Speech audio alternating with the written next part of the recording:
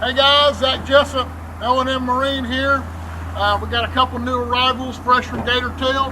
So over here we're looking at a 1750 Savage series with the GTR 40 Mod V. This guy's got the trolling motor mount up front. It's got the Rigid Industries light bar and the Gator Tail mount.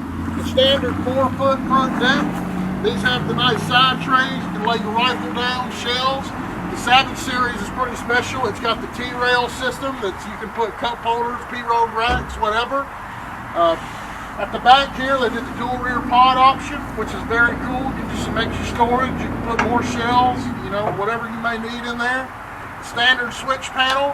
It's got your nav lights, bilge pump, an extra switch, and also just a standard 12-volt socket. They did this one with the hot deck too.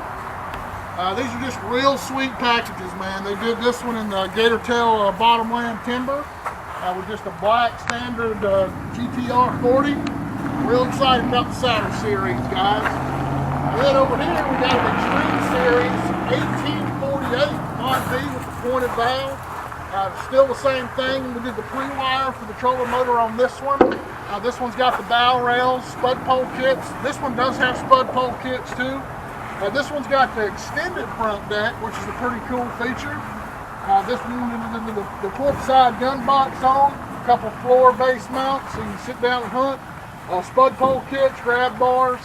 This one did the same dual rear pod option with another little small 12-inch deck. You can put a small seat base back here, and have some fishing space in the back. This one's got the GTR 40 on it too with the hunt deck.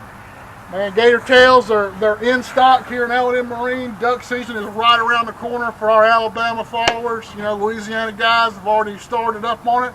Don't miss out on your chance to get on these while they're hot, guys. Thanks for watching.